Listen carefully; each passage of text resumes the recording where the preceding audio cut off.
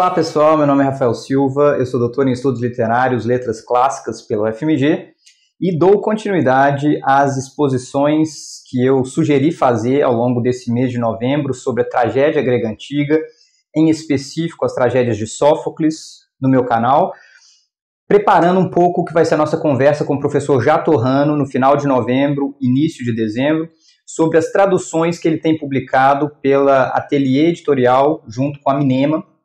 E nessa exposição de hoje, que eu intitulo A Excelência do Guerreiro, uma leitura do Ájax, nós vamos justamente falar sobre essa, que é a provavelmente mais antiga das tragédias de Sófocles, foi traduzida pelo professor Jatorrano nessa publicação de 2022, como vocês veem, uma belíssima edição bilíngue, com a tradução do Jatorrano e estudos realizados por ele e pela Beatriz de Pauli. Ao longo dessa exposição, eu vou propor, então, uma visão geral da peça Ájax, com entrada em alguns temas que me parecem interessantes, na medida em que atravessam a obra de Sófocles e nos permitem compreender questões gerais da forma como esse tragediógrafo trabalhava. Antes de entrar no que é essa peça propriamente dita, eu faço aqui referência a um vídeo que eu gravei anteriormente, no âmbito do curso de Fundamentos de Literatura Grega, no qual eu apresento um pouco do que se sabe sobre a biografia de Sófocles, alguns direcionamentos gerais para quem queira uma primeira entrada na sua obra, então com referência aos principais estudos, as principais tendências de análise crítica da sua obra, e, portanto, eu faço referência aqui, quem tiver interesse vá lá, assista primeiro essa aula e, na sequência, venha acompanhar o que nós vamos falar hoje sobre Ájax. Como eu disse, essa talvez seja a mais antiga tragédia supérstite de Sófocles, tendo sido apresentada na primeira metade da década de 440, antes da Era Comum, então algo ali entre 449 e 445, embora a questão da datação das tragédias de Sófocles seja bastante complicada, na medida em que nós não temos tantos dados exteriores ao texto que nos permitam datá-los, quanto no caso de Ésquilo e Eurípides. Então, essas datações são todas com base em elementos indiretos. A gente não tem nenhuma atestação que nos garanta que Ájax é, de fato, dentre as 7 tragédias que nos chegam de Sófocles, a mais antiga delas, embora seja consenso entre os estudiosos do tragediógrafo que é certamente uma das mais antigas. Ela, como todas as demais tragédias que nós temos do período clássico ateniense, foi apresentada nas Grandes Dionísias, então um festival cívico-religioso em homenagem a Dioniso.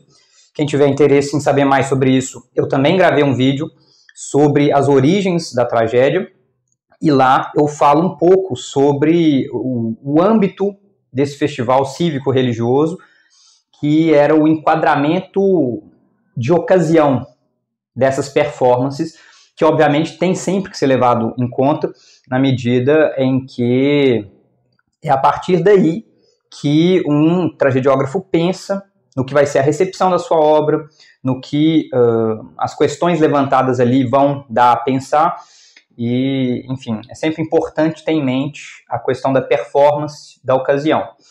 E como eu disse, Ájax é uma peça que traz para nós vários dos temas que vão ser depois desenvolvidos em outras tragédias de Sófocles. A questão do isolamento do herói, a questão de um dilaceramento desse herói quando seus valores pessoais se chocam com valores coletivos, ou se chocam com uma contrariedade que venha do destino, de uma potência divina.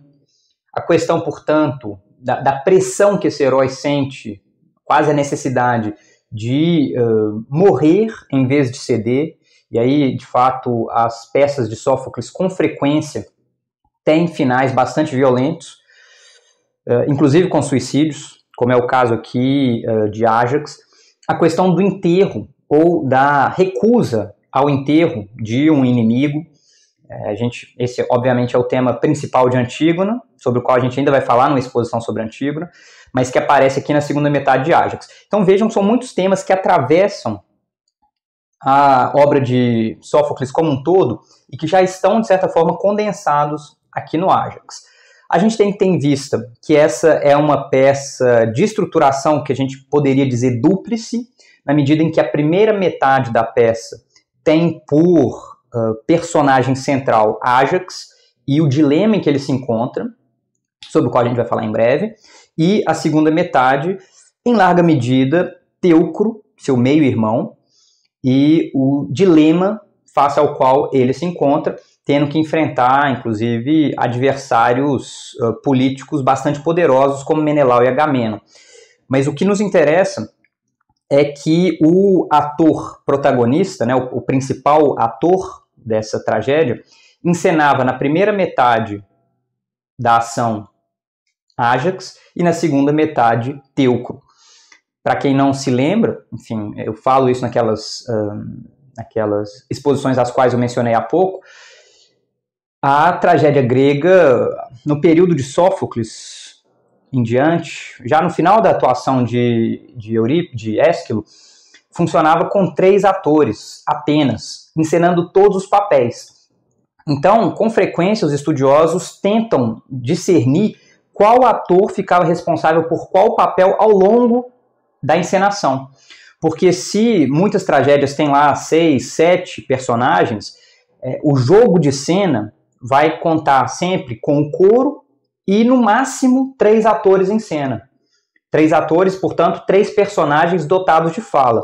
Era possível usar personagens mudos, que funcionavam como figurantes em cena, mas, então, há um jogo de rotação, por assim dizer, em que os 3 atores dividem, né, obviamente sob supervisão do tragediógrafo, dividem esses personagens que aparecem em cena. E a gente sabe, pela própria mecânica de Ájax, que o ator que representava Ájax na primeira metade da peça também representava Teucro na segunda metade. Isso é muito interessante porque, em termos de performance, a mesma voz, a mesma estatura, talvez máscaras muito parecidas, indicassem a relação de sangue entre Ájax, meio-irmão de Teucro. Quem comenta muito sobre essas questões de performance, no caso de Sófocles, é Mark Ringer. Eu coloco a citação, a referência a ele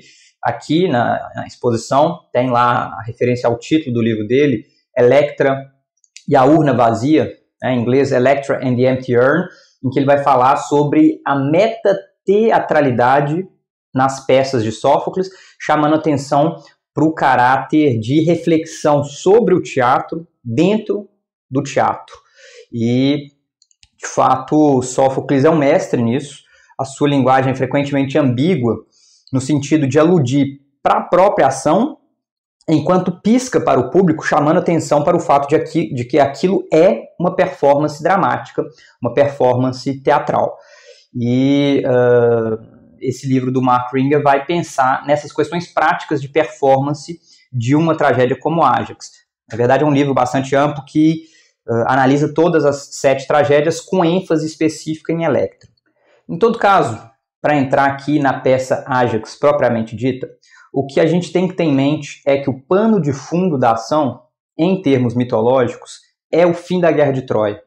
Aquiles acaba de ser morto e as suas armas vão ser disputadas em termos de excelência guerreira pelos guerreiros aqueus. Apenas 2 guerreiros reivindicam o direito às armas de Aquiles. Por um lado, Ájax, que era, sem sombra de dúvidas, o maior guerreiro depois de Aquiles, e que tinha uma relação de identificação com Aquiles, tal como nós vemos em várias cenas da Ilíada. E, por outro lado, Odisseu, que, reivindicando o lugar da astúcia, o lugar da capacidade intelectual na vitória em combate, vai também reivindicar essas armas como o mais valoroso dos guerreiros aqueus. O que a gente sabe da leitura dessa peça, né, que alude a isso em alguns momentos, é que há então um concurso, são estabelecidos juízes, e esses juízes, por motivos que não são completamente esclarecidos aqui na peça, favorecem Odisseu em detrimento de Ájax. Essa decisão é muito mal recebida por Ájax, que acusa os juízes de terem sido corrompidos por Agamenon e Menelau, os líderes, por assim dizer, sobretudo Agamenon, o líder supremo dos exércitos aqueus, a fim de favorecer o seu favorito, Odisseu. E com essa acusação de corrupção, Ájax rompe com seus até então aliados e planeja matá-los num ataque noturno. Mas Atena intervém nesse plano de Ájax e impede que ele ataque seus camaradas. Ela o enlouquece e faz com que ele veja no rebanho tomado como butim pelos aqueus os seus agora inimigos e os dilacere, os estraçalhe, os torture.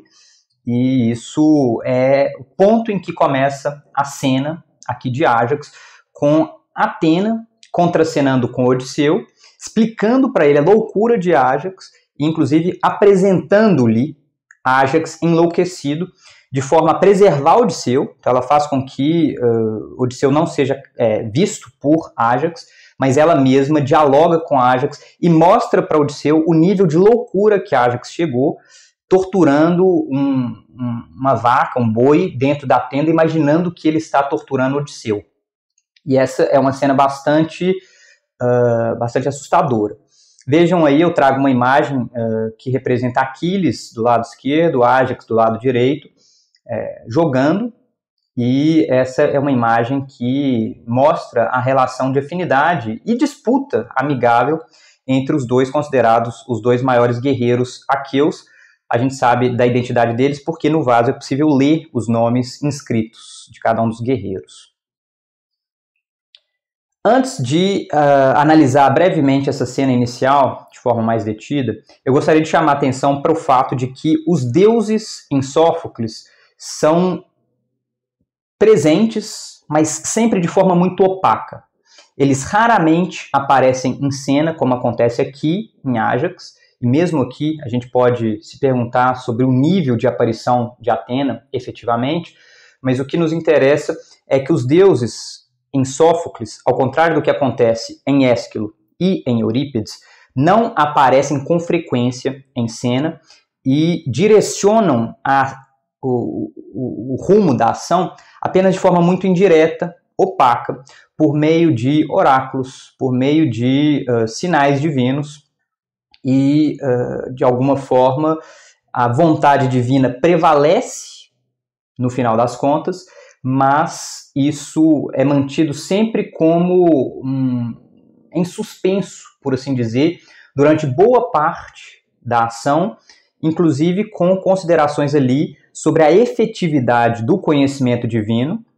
Isso aparece questionado em alguns momentos por personagens, às vezes pelo próprio coro, e de fato da ordem de uma justiça divina que se consagra na ação, no seu resultado final, pelo menos, e que ainda assim permanece bastante opaca no seu mecanismo ao longo de todo o desenrolar da ação.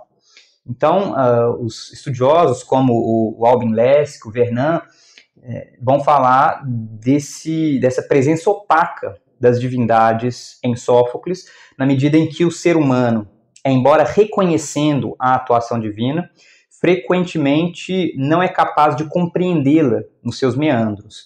E a abertura de Ájax, embora pudesse sugerir o contrário, acaba reforçando essa ideia, sim, porque, por um lado, Atena aparece de forma extremamente dura e afastada da perspectiva humana, na medida em que ela se gaba de enlouquecer um ser humano, chamando atenção para sua efemeridade, e a palavra efêmero, aplicada ao ser humano, quer dizer aquele cuja fortuna pode mudar de um dia para o outro, então cuja existência é muito instável, e esse posicionamento de Atena é frequentemente, da nossa perspectiva humana, quase cruel, Tanto é que, embora Ájax seja, naquela altura, um inimigo mortal de Odisseu, quando Atena aparece tripudiando de Ájax, fazendo graça com a loucura dele, em larga medida usando ali de muita ambiguidade para gozar da sua cara, Odisseu se mostra compadecido.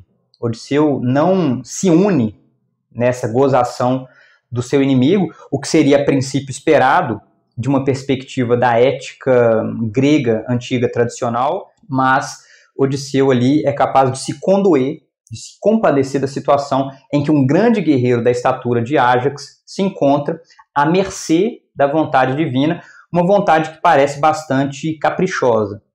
E em termos de encenação, o Mark Ringa chama atenção para o fato de que, nessa cena, Odisseu alude ao fato de que é capaz de ouvir Atena, mas não de vê-la.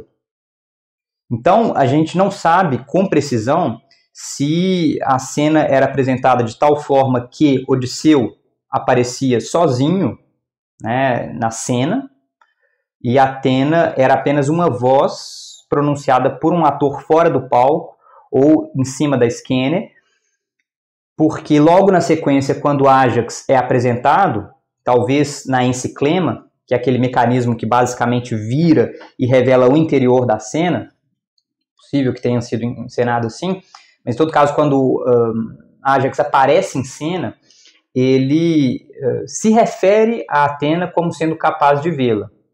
Então, a gente não sabe se, de fato, estão os três atores em cena nesse momento, Odisseu um pouco mais afastado, Atena ao lado de Ájax, ou se Atena continua como uma voz em off, fora da cena, e é apenas Ájax delirante que se refere à visão de Atena.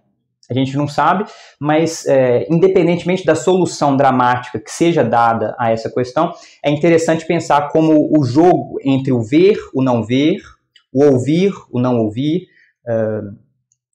está diretamente tematizado aqui na abertura de Ájax, e isso é de uma consciência metateatral profunda, na medida em que é o espetáculo chamando atenção para a sua dimensão de espetáculo. Isso é sempre importante se observar em Sófocles. Ele, de fato, emprega muito isso.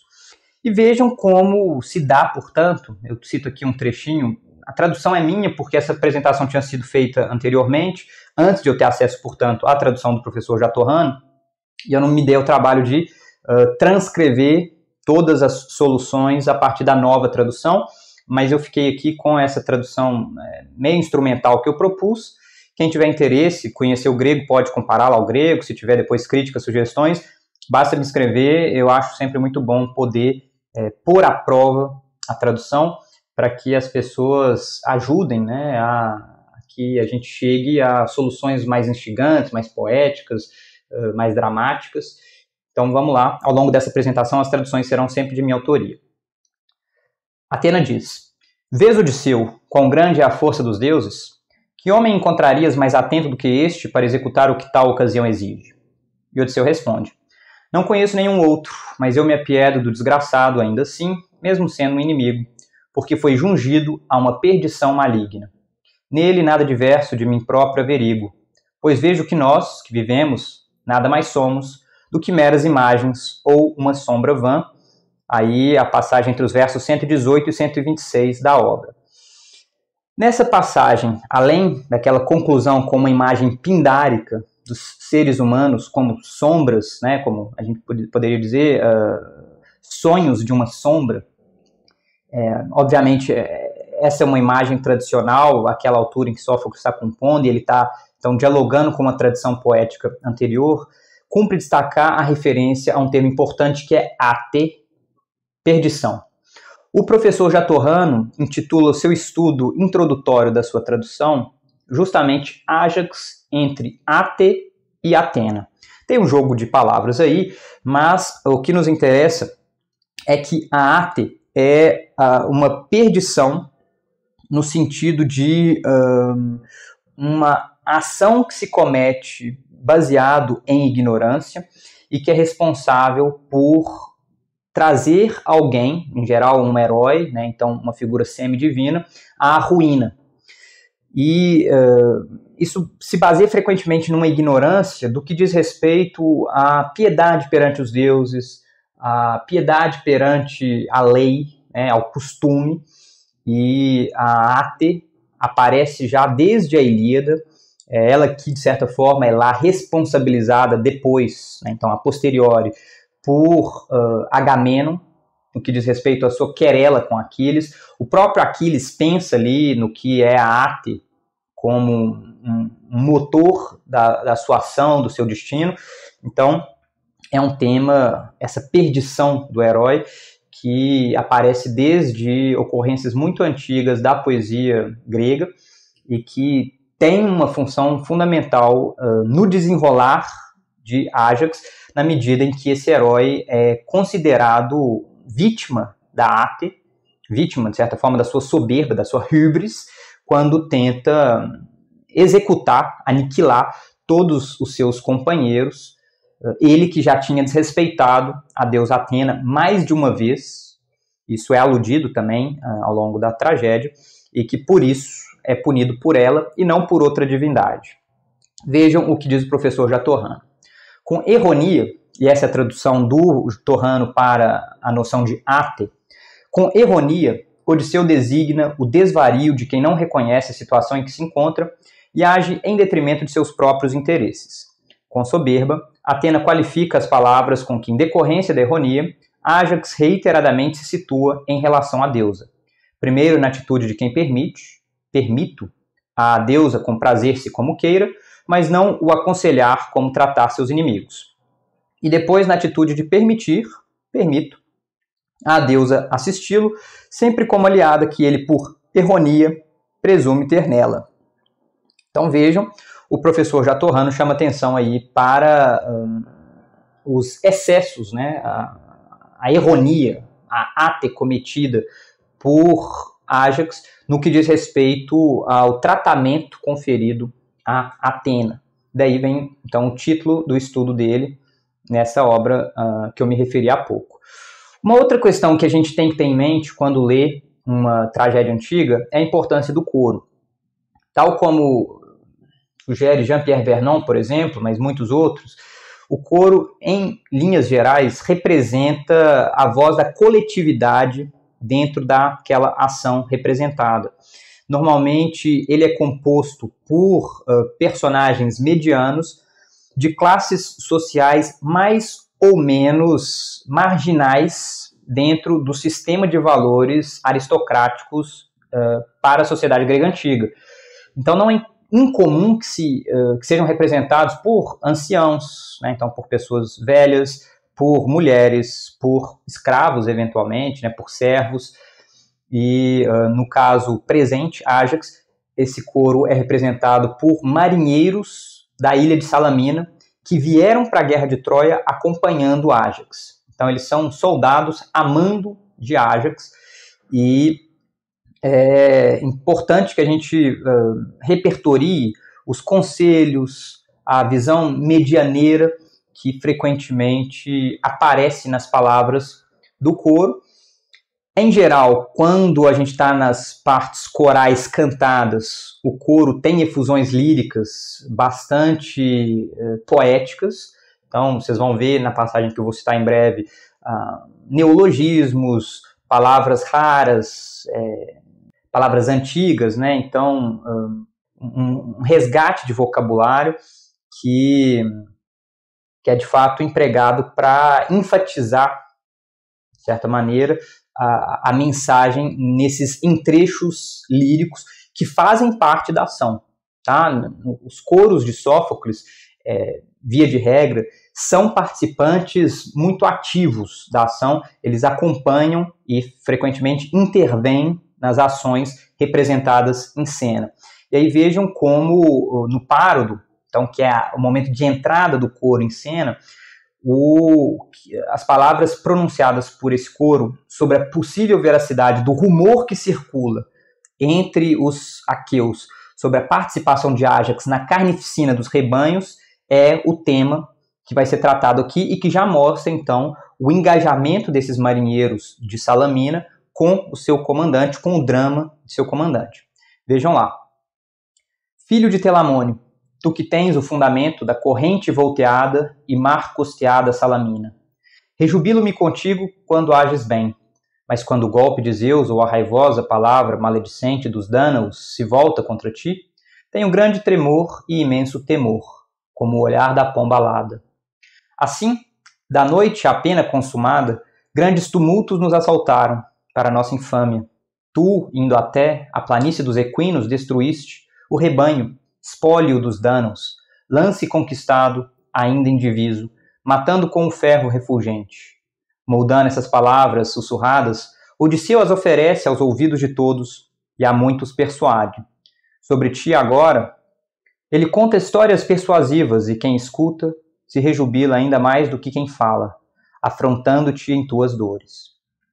Aí o trecho entre os versos 134 e 153, sempre na minha tradução. Então o coro entra em cena refletindo sobre o significado desse rumor espalhado por Odisseu, a sua veracidade ou não. Ele a princípio está do lado de Ájax e acusa Odisseu de falácias, mas ele mostra-se, portanto, ansioso para ver Ájax, para indagar qual a realidade daquilo, e quando de fato Ájax é revelado, é trazido à cena por Tecmessa, a sua concubina e esposa, a verdade é revelada e o coro tem então o seu primeiro momento de espanto, de choque. No desenrolar dessas cenas, aquilo que vai ficando cada vez mais caracterizado é que Ájax, nas suas diversas relações humanas, é alguém distante, impassível, incapaz de empatia, frequentemente duro, cruel, feroz e pouco afeito a escutar as demandas diversas daquelas que dizem respeito à própria honra. Então, é alguém que se isola cada vez mais na sua situação de ter cometido um erro responsável por perdê-lo em termos de valores da coletividade. Ele foi, portanto, ridicularizado por Atena, o seu plano foi arruinado e ele se encontra diante do dilema que é manter uma existência tão depauperada, tão desonrada, ou conquistar algum tipo de morte ainda gloriosa para alguém do seu status. E se a gente passa rapidamente em revista as relações entre Ájax e os outros personagens, o que a gente vai ver é o seguinte: com Tecmessa, que é a concubina conquistada por ele como espólio de guerra, Ájax tem o mais das vezes palavras extremamente duras, ordens ríspidas, breves, em geral fazendo com que Tecmessa se reconheça enquanto mulher cativa de guerra, que deve simplesmente obedecer às suas ordens simplesmente. Com Eurísaces, que é o filho que ele tem com Tecmessa, seu filhinho, ele tem, por sua vez, também palavras relativamente ríspidas. Ele, mesmo estando ensanguentado, num estado lastimável, recebe o filho, fala que se ele for seu filho digno, não vai demonstrar horror, não vai demonstrar nojo da condição em que se encontra o pai, e, em palavras também sintéticas, ele vai dizer que esse filho deve se mostrar à altura do pai em todo o resto, mas que ele seja mais feliz no seu desenlace, no desfecho da sua vida, mas que seja capaz, então, de cuidar da mãe, de cuidar dos avós, e é isso. Ele, de fato, passa a responsabilidade que era sua, ele alega para seu filhinho. Nas referências que Ájax faz ainda ao pai, Télamo, e mesmo à mãe, Peribeia, nós vemos o peso que esses antecessores, esses progenitores, apresentam em termos simbólicos para Ájax, na medida em que é o terror de se ver comparado, o próprio fracasso com o sucesso do pai, que o leva à decisão do suicídio. Ele acredita que nenhuma outra solução estaria à altura da glória do pai, que já viera a Troia anteriormente e conquistara, de fato, honras em combate, conquistara ali prêmios que atestavam o seu valor.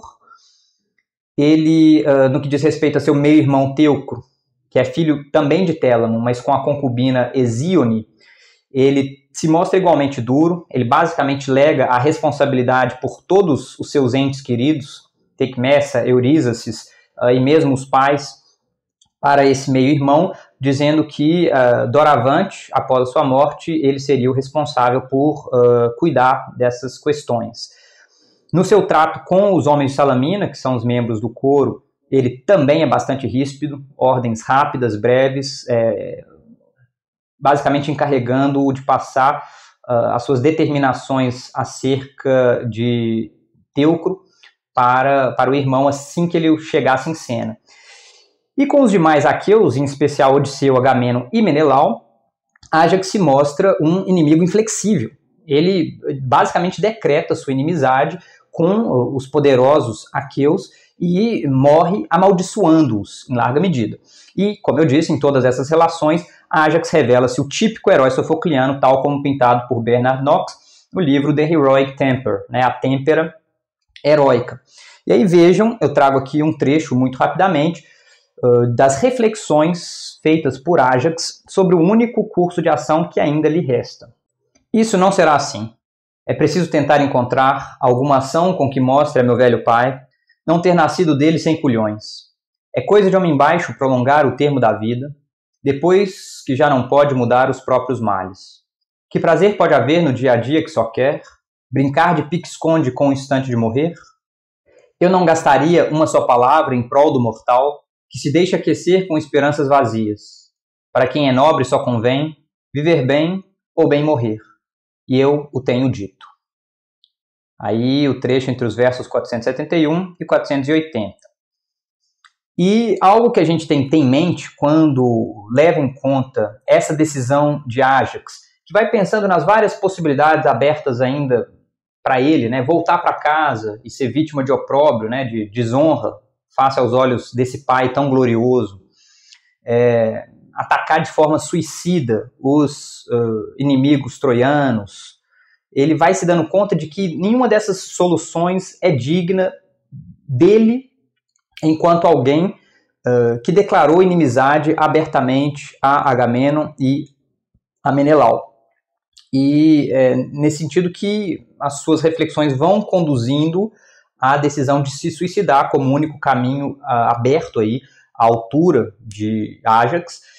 E o que a gente tem que ter em mente é que, em larga medida, essa decisão ela passa pela perspectiva heróica própria de Ájax e a incapacidade do coro e de Tecmessa de compreender o que está por trás das decisões de Ájax, porque depois ele vai ter uma espécie de fala bastante ambígua, em que ele retorna, ele alude talvez a uma piedade que ele sente, né, pelas evocações feitas por Tecmessa, para que ele resista e não abra mão da vida, para que ele continue lutando, diz respeito a uma diferença de perspectiva, porque a perspectiva heróica é uma, e a perspectiva dos humanos, simplesmente, é outra. E quem chama atenção para isso é o professor Jatorrano, quando ele anota o seguinte: nesse crescente confronto em que se defrontam estes três pontos de vista, o de Tecmessa, o do coro e o de Ájax, também se mostram as nuances que distinguem os pontos de vista humanos, de Tecmessa e do coro, e o ponto de vista heróico, de Ájax. Observe-se que o heróico inclui, além da referência dos deuses, a interlocução com os deuses, enquanto meramente humano, embora orientado pela mesma referência dos deuses, conhecida e reconhecida, não pela experiência individual, mas pela tradição comum de todos, não inclui a interlocução com os deuses e, portanto, nem se beneficia, nem se maleficia dessa interlocução, senão indiretamente, uma vez que dela não tem a experiência. Então vejam que, mesmo da perspectiva para a qual Albin Lesk chama atenção quando fala da dupla motivação da ação na tragédia, ou seja, o que acontece na tragédia é o desenvolvimento de um nível de ação humano, mas também de um nível de ação divino, que convergem para o mesmo ponto. Então é possível entender o que acontece na tragédia sempre de uma perspectiva humana, dos agentes humanos diretamente envolvidos ali, mas também de uma perspectiva divina, no que diz respeito aos interesses dos deuses envolvidos naquela ação. E, apesar disso, os heróis são aqueles que conseguem levar em conta essa interação divina, essa intervenção de deuses no desenrolar da ação, enquanto os humanos ficam mais restritos no que é a sua capacidade de compreensão do que está acontecendo na ação, porque justamente incapazes de interagir diretamente com os deuses, com os numes. E aí vejam como isso aparece, essa diferença de perspectiva, nas palavras finais de Ájax a Tecmessa e ao coro, que vão receber essa mensagem de Ájax como algo extremamente positivo, como se ele tivesse mudado de ideia, como se ele tivesse se dobrado aos pedidos de Tecmessa e do coro, tivesse se dobrado à necessidade de moderação, enquanto a perspectiva privilegiada dos heróis compreende que não, que por trás dessas palavras ambíguas, Ájax está basicamente se despedindo da vida, está reafirmando a necessidade do suicídio como um único caminho possível ainda aberto a ele. Vejam como esse longo trecho se inicia, eu não vou citar o trecho inteiro, apenas o seu início. O longo e inumerável tempo tudo engendra, revela o encoberto e esconde o aparente. Jamais há nada de inesperado, mas se dobra o espantoso juramento e o âmago mais sólido. Pois mesmo eu, que já primei espantosamente na força, duro como ferro temperado, sinto minha boca amolecer diante desta mulher. Apiedo-me ao abandonar viúva e filho órfão em meio aos inimigos. Mas vou a um lugar para banhar-me nas planícies costeiras, a fim de que as águas me purifiquem e desfaçam a fúria pesada da deusa. Indo para lá, alcançarei algum lugar intocado, esconderei minha espada, a mais odiosa das armas, depois de cavar a terra, para que ninguém mais a veja. Que a noite e o Hades a mantenham lá embaixo, desde quando em mãos eu próprio a recebi, da parte de Héctor, presente do mais odioso inimigo. Não pude contar com mais nada de bom dos argivos. É verdadeiro o aforismo dos mortais. Graças de inimigos são desgraças, não prestam. Aí o trecho entre os versos 646 e 665. Vejam como esse trecho é recheado de ambiguidades. Ájax fala que está apiedado de deixar mulher viúva e filho órfão, mas é apiedado mesmo que ele vai fazê-lo. Ele sente piedade porque vai efetivamente abandonar uma viúva e um filho órfão. Quando ele diz que vai esconder a espada, a sua própria espada, no Hades, né, vai esconder ali no fundo das trevas, é uma referência ao seu suicídio por meio dessa espada, porque ele vai escondê-la no seu próprio âmago, ele vai escondê-la no seu interior, no interior do seu corpo.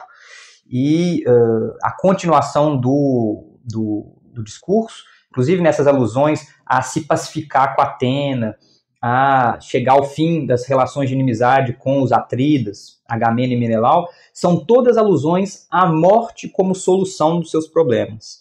Então, nós, do público, compreendemos a ambiguidade das palavras de Ájax, mas Tecmessa e o coro exultam, como se ele tivesse, de fato, mudado de ideia, como se ele tivesse, de fato, se dobrado à necessidade de dar continuidade à vida, apesar da desonra sofrida.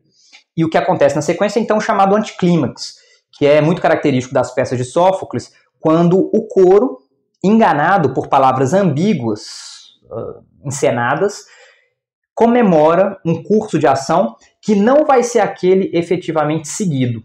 E aí é chamado de anticlímax justamente por isso, porque ele cria uma espécie de antessala ali que vai tornar a peripécia, né, a virada no destino, ainda mais profunda, ainda mais pungente, porque quebra a expectativa do coro, que é, portanto, esse observador interno da ação. No caso de Ájax, essa exultação dura muito pouco, porque na cena seguinte, após esse interlúdio coral, entra o mensageiro enviado por Teucro, com uma mensagem que vai, por assim dizer, já apontar o desfecho trágico que aguarda Ájax. Esse mensageiro vem enviado por Teucro com a ordem de não deixar, em hipótese alguma, Ájax sair da tenda. E ele explica que isso é uma ordem que veio de Calcas, ou Calcante, um adivinho, que predissera que a fúria de Atena contra Ájax duraria apenas um dia, e que passado esse um dia, a sua fúria teria fim. Mais uma vez, a ambiguidade das palavras trágicas sendo usada aqui para criar um efeito de pungência. Porque, para bom entendedor, ou seja, para o público, em larga medida, a referência ao fato de que a fúria de Atena duraria apenas um dia, reforçando aquela ideia de que os mortais são efêmeros, ou seja, são de destino que muda num único dia, né? São de destino bastante instável. Basta essa alusão para compreender que Ájax será morto nesse mesmo dia, que a fúria de Atena não precisa se prolongar por mais de um dia para que ela seja efetiva. Basta um dia e o que ela consegue executar sobre o destino de um mortal já está liquidado. Quando o mensageiro descobre isso, então ele revela a profecia de Calcante para o coro, e eles dão início, a partir desse momento, às buscas por Ájax. O coro se divide, sai de cena, e, de fato, essa é, por assim dizer, quase o meio da ação propriamente dita, porque a partir de então a gente vai acompanhar o solilóquio final de Ájax, a busca pelo seu cadáver, e, na sequência, os desdobramentos disso para os que permanecem vivos. Quando o coro sai de cena, a gente tem a entrada de Ájax, acontece uma mudança de cenário. Essa mudança provavelmente não tinha nenhum aporte cenográfico, propriamente dito, mas parece, né, a julgar pelo texto, em larga medida uma construção discursiva, porque Ájax entra fazendo alusão a um lugar ermo onde ele se encontra, que ele tinha escolhido para executar a sua ação. E ele começa esse seu solilóquio final com uma referência à espada, tal como já apareceram ali, né, a espada que ele recebera de Héctor num duelo disputado contra Héctor, tal como representado lá na Ilíada, salvo engano, no canto 7 da Ilíada. E ele aparece ajeitando essa espada, cavando-a no solo, para que ela consiga sustentar o seu peso quando ele se lançar sobre ela, suicidando-se. Mas antes de executar a sua ação, ele faz essa referência a Héctor, ao seu mais temível inimigo troiano, e numa alusão bastante trágica, ele diz que mesmo morto, Héctor leva a cabo o assassinato de Ájax, né? Lembrem-se, Héctor aparece morto no final da Ilíada por Aquiles. Ájax, a peça, começa com a morte de Aquiles. Mas é interessante, então, pensar que mesmo alguém morto consiga produzir a morte de seu inimigo, na medida em que a espada oferecida como dom a Ájax, né, um dom quase de xenia ali, os dois reconhecendo o valor um do outro, vai ser a responsável pela execução, né, da arte de Ájax no morticínio dos rebanhos e, na sequência, por seu próprio suicídio. E, na sequência, Ájax faz uma série de invocações a deuses. Ele invoca Zeus, pedindo para que Teucro seja o primeiro a encontrar seu corpo. E aí ele faz umas reflexões sobre o que poderia ser o seu destino, né, o destino do seu cadáver, caso fosse encontrado por um inimigo antes de ser encontrado por um amigo. Ele poderia ter o cadáver ultrajado, ter as honras fúnebres negadas. Na sequência, ele invoca Hermes, solicitando uma morte rápida. Depois, as Eríneas, reivindicando vingança contra os Atridas. E aqui é uma passagem que alude à tradição de que Agamenon, pelo menos, teria um retorno bastante funesto ao chegar em casa, na medida em que seria assassinado por Clitemnestra. E ele faz ainda uma invocação ao Sol, desejando que o Hélio, né, então essa divindade grega, leve notícias suas para seus pais em Salamina, a fim de que os seus pais fiquem sabendo da forma melhor possível sobre o destino de seu filho, para que possam pranteá-lo, para que possam lamentá-lo também. E a sua última invocação é a própria morte. Eu cito aqui esse trecho do final do solilóquio de Ájax. Ó morte, morte, vem para me inspecionar. Lá, em comunidade contigo, voltarei a dirigir-te a voz. E a ti, ó raio presente do brilhante dia, eu saúdo, assim como ao cocheiro sol, derradeiramente visto por mim e nunca mais. Ó luz, ó solo sagrado da terra natal de Salamina, ó assento pátrio do lar, e ó famosa Atenas, de uma irmanada linhagem. Ó fontes e rios daqui, planícies de Troia, a vós eu me dirijo e me despeço, ó sustento meu. Esta é a última palavra que Ájax troa, as demais pronunciará para os de baixo, no Hades.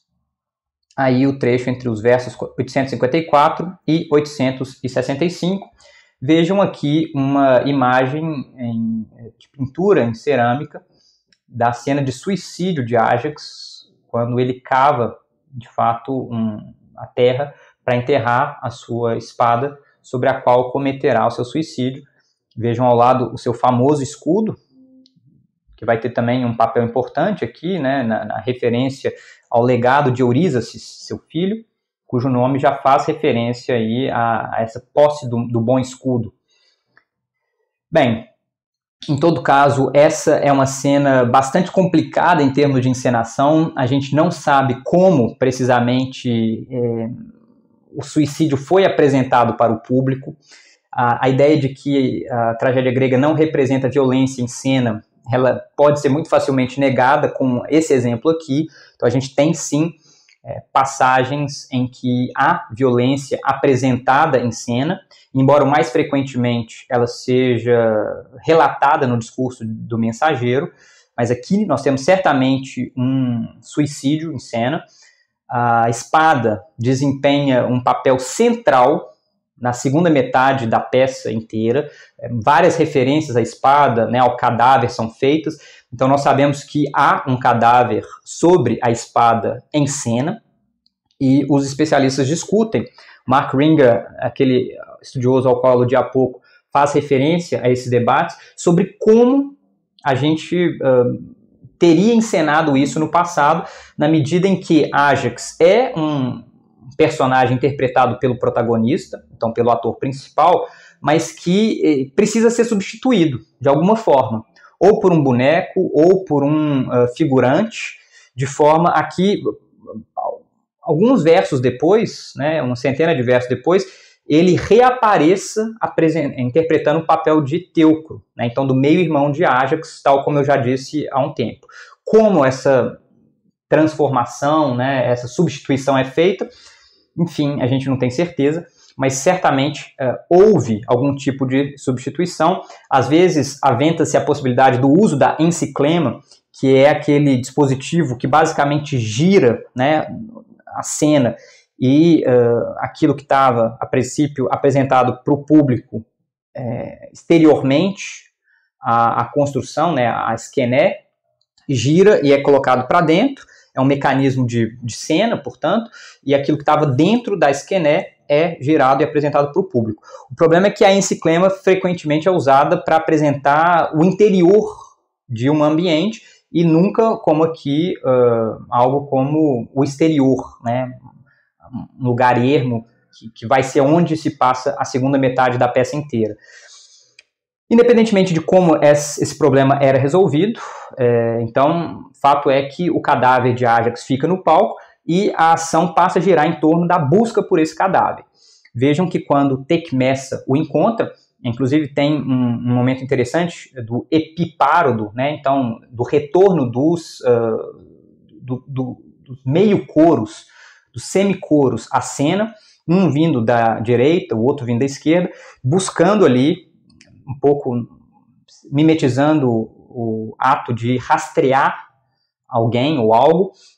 Eles vêm procurando o corpo, mas quem o encontra é Tecmessa, e depois do choro ritual, bem característico da tragédia grega antiga, na linha do que diz a Nicole Leroux, num livro chamado A Voz Enlutada, né, La Voix Endeuillée, que está na nossa bibliografia, tem ali uma passagem de efusão lírica do coro junto com Tecmessa, e na sequência ela nos diz o seguinte, vejam lá, que eles, fazendo referência aos inimigos de Ájax, que eles continuem a rir e se alegrar com males tais.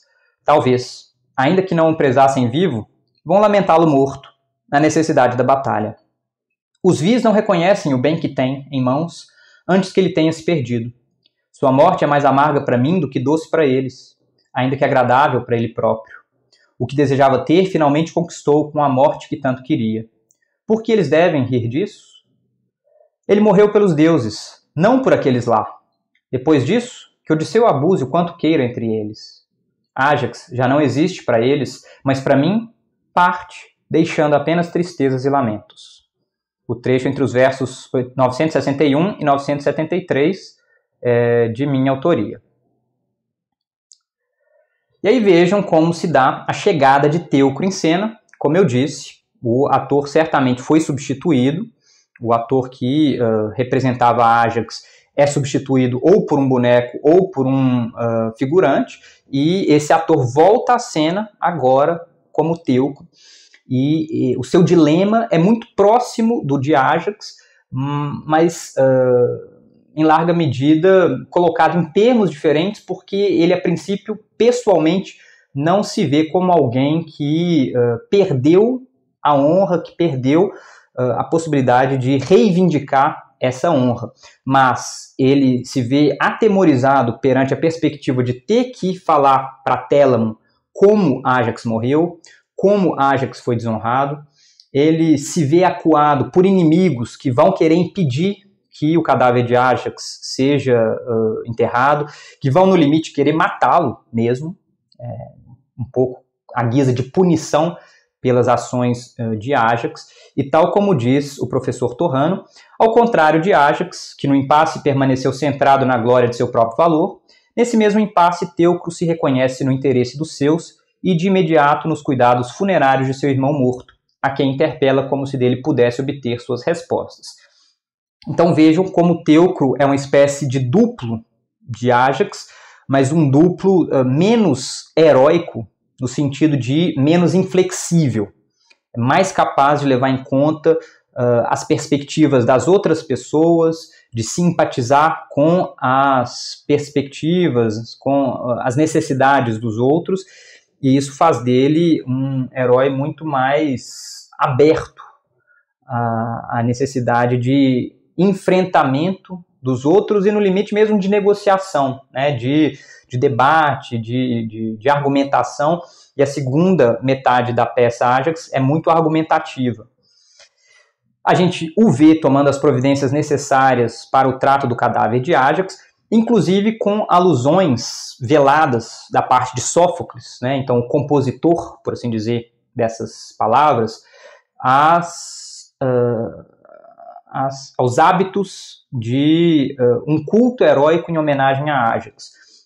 Na passagem que a gente acaba de citar, colocada na boca de Tecmessa, a gente tem a referência ali à proximidade entre a ilha de Salamina e Atenas, a cidade de Atenas, e essa proximidade geográfica, ela apresenta uma série de proximidades em termos de culto religioso. Tá? O culto heróico a Ájax, a gente sabe que esses heróis da mitologia, dos poemas, eles frequentemente eram objeto de culto histórico da parte dos gregos antigos, e o culto a Ájax desempenha um papel importante não apenas na ilha de Salamina, mas também para os atenienses, que eram esse povo navegador, né, esse povo guerreiro, que frequentemente se envolvia em combates navais, em combates fora de Atenas, e há alusões ali, sobretudo nas ordens que Teucro deixa para Eurísaces, o jovem filho de Ájax, que aludem ali a um caráter de súplica, de suplicação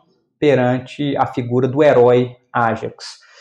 E nessa segunda metade da tragédia, Teucro vai de fato demonstrar sua coragem e seu valor nos vários conflitos que ele ainda precisa enfrentar contra Menelau a princípio e depois contra Agamenon, que vão querer evitar o enterro do cadáver de Ájax, num tema que é tradicional dentro da tradição poética grega antiga.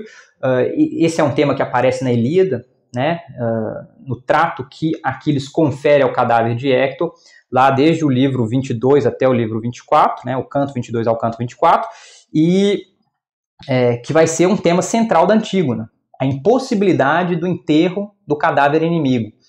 Aqui, Menelau e Agamenon são os representantes da visão de que um inimigo traidor como Ájax jamais deveria ser enterrado, ser digno de honras fúnebres, e Teucro, seu meio-irmão, vai defendê-lo com unhas e dentes, dizendo que sim, ele é merecedor de ser enterrado, porque lutou pelos gregos, porque inclusive perdeu a vida nesse combate feito em favor dos argivos aqueus contra os troianos e argumentando em favor desse posicionamento, ele chega inclusive a atacar Agamenon num dos últimos embates que os dois têm. Vejam como esse trecho se abre. Ele fica muito mais verborrágico no final, quando Teucro faz alusões ali a uma dimensão meio de barbarismo na linhagem de Agamenon, quando remonta-se algumas gerações. Mas vejam como ele se posiciona, né? Como ele replica a acusação que Agamenon faz contra Ájax. Quão depressa a gratidão dos mortais pelos mortos desvanece e se converte em traidora, já que este homem não tem a mínima palavra a dizer em tua memória, ó Ájax. Tu que muitas vezes arriscaste tua vida por ele com a lança em mãos. Tudo isso se foi e agora está perdido. Que enormidade de palavras insensatas disseste. Não te lembras mais de nada quando vós, cercados dentro das muralhas, sem mais ninguém por vós, no virar do combate, ele veio sozinho para vos salvar, enquanto os mastros e todo o resto dos navios já ardiam em chamas, Héctor lançando-se ao alto, pelas trincheiras, contra o depósito náutico? Quem evitou isso? Não foi ele quem fez isso? Ele que dizes jamais ter estado onde tu mesmo não estivesses? Não foi ele quem executou o necessário para vós? Aí o trecho entre os versos 1266 e 1282. E na sequência, a ação vai ter o seu desenlace com a intervenção de Odisseu. Curiosamente, contrariando a imagem que Ájax, o Coro, Tequimessa e Teucro vinham fazendo de Odisseu, é esse herói quem demonstra realmente se condoer com o destino de Ájax, como já sugerido lá na cena inicial, quando ele dialoga com Atena, mantendo viva a memória de sua excelência guerreira. Então é Odisseu que, apesar de inimigo declarado de Ájax, ou mesmo declarado por Ájax, vai intervir na cena, defendendo o direito do herói receber as honras fúnebres. E é ele quem faz a mediação das negociações com Agamenon, conseguindo obter do comandante em chefe a permissão para enterrar o cadáver de Ájax. Vejam como ele coloca a sua reivindicação aqui entre os versos 1332 e 1345. Ele diz, dirigindo-se a Agamenon, sendo que Teucro também se encontra em cena. Escuta então, pelos deuses não ouses deixar de forma tão insensível este homem sepulto. De jeito nenhum permita que a violência de teu ódio por este aí vença o que é justo fazer. Também para mim ele se tornou o mais odioso do exército, desde quando venci na disputa pelas armas de Aquiles. Apesar de tudo que continuamente nutria contra mim, não seria capaz de desonrá-lo, nem de dizer ter visto um homem mais valoroso entre os argivos, que vieram a Troia, com a exceção de Aquiles. Não seria justo que fosse desonrado por ti, pois não poderias atingi-lo, mas sim as leis dos deuses. Não é justo injuriar um homem bom, depois de morto, mesmo quando muito odiado. E essa representação de Odisseu é interessantíssima porque ela nos mostra a complexidade da representação de figuras mitológicas dentro dessa tradição poética.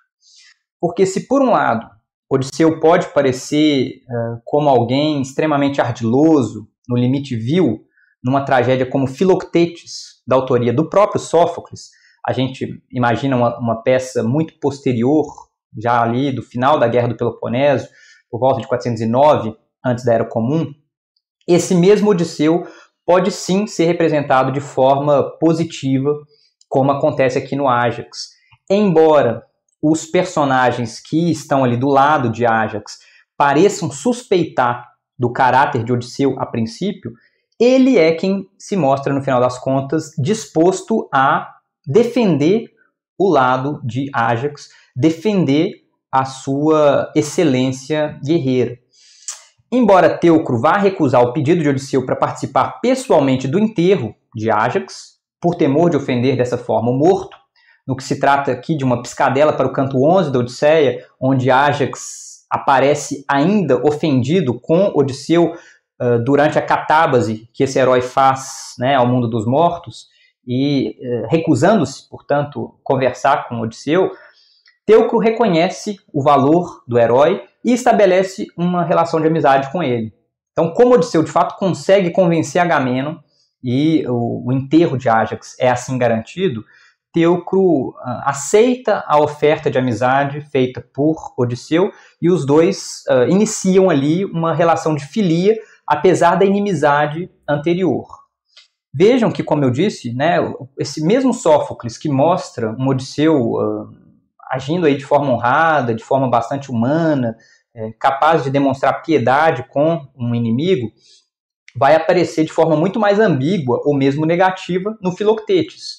E essa complexidade da representação de personagens atravessa basicamente toda a produção poética grega antiga, porque esse mesmo tipo de tensão vai aparecer no interior da obra de Eurípides, vai ser retomado em obras posteriores, e isso indica que o repertório mitológico tradicional para os gregos antigos não apresenta versões petrificadas dessas figuras, mas sim materiais maleáveis que se prestam à reflexão moral, política, religiosa, educacional, entre outras.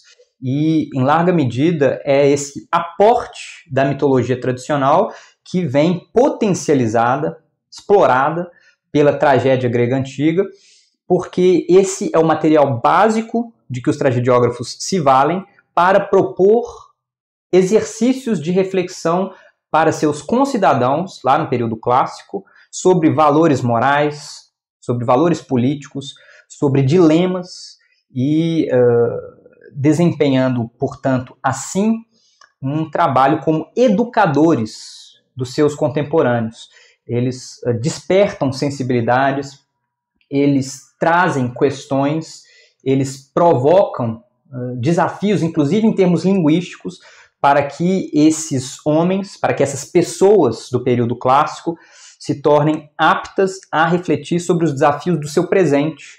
Então, a presença de figuras mitológicas na tragédia grega antiga não significa uma permanência de um elemento anacrônico, de um elemento ultrapassado, nada disso, né? É um material que se presta à reflexão de temas muito contemporâneos, muito urgentes para as pessoas desse período. Esse é um aspecto que aparece destacado, por exemplo, nas leituras que o Vernant faz, o Christian Mayer, que é um filólogo alemão, e é importante que a gente tenha em mente, nesse sentido, que a tragédia está inserida num contexto sociopolítico bastante específico e permite a emergência de debates contemporâneos, termos religiosos, políticos, morais, que aparecem com frequência nessas peças, como é o caso de Ájax. A gente poderia ver aqui um debate sobre questões contemporâneas de Atenas. Eu evitei entrar nesse tipo de questão para valorizar uma interpretação do texto, mas a leitura do texto à luz do seu contexto histórico nos permitiria aprofundar, compreender de forma talvez mais historicizada o que estava em debate para Sófocles e seus contemporâneos naquele momento, de meados do século V. Mas eu gostaria de concluir, então, citando aqui as palavras do professor Jatorrano, no que diz respeito a essa tensão entre Ájax e Odisseu como dois modelos de excelência. Vejam que essa foi uma apresentação sobre a excelência guerreira, tal como discutida no Ájax, quando ele diz o seguinte, e essas vão ser as palavras com que eu vou concluir essa apresentação, diz o professor Jatorrano: contrapõem-se nessa tragédia duas atitudes possíveis aos mortais na proximidade da deusa Atena, a de Ájax e a de Odisseu. Uma é inviável e se verifica insustentável para todos os mortais que estão, cada um a seu modo, implicados nela. A outra não só é inteiramente viável, mas também benéfica para todos os mortais que são, de algum modo, afetados por ela. Então, é com essa ideia de dois modelos de ação guerreira que têm implicações sobre condutas pessoais, sobre condutas em termos ético-morais, que eu concluo, apoiado então nessa bibliografia que eu apresento aqui muito sucintamente para vocês. Vejam lá a referência ao Knox, ao Leske, a Loraux, a Beatriz de Pauli, ao Ringer, a própria tradução do Sófocles, né, do professor Jatorrano, ao texto do Torrano, assim como ao texto do Jean-Pierre Vernant. Eu agradeço a paciência de vocês, espero que a exposição tenha sido interessante. Convido a leitura da tragédia Ajax. É uma tragédia que, como vocês viram, é fundamental para que a gente entenda a obra de Sófocles como um todo e uma série de questões debatidas por esse tragediógrafo por meio da sua obra, a partir desse repertório mitológico tradicional, mas tendo em vista questões bastante urgentes para ele e seus contemporâneos na Atenas do período clássico. Eu me despeço de vocês. Na próxima semana a gente vai ter a exposição sobre Antígona, incluindo a leitura dos primeiros 100 versos de Antígona, da troca ali entre Antígona e Ismene, em grego antigo, que vai ser publicada no final da semana. E, enfim, é isso. Eu deixo um convite à leitura, né, ao estudo da literatura grega antiga. Um forte abraço. Até a próxima. Tchau, tchau.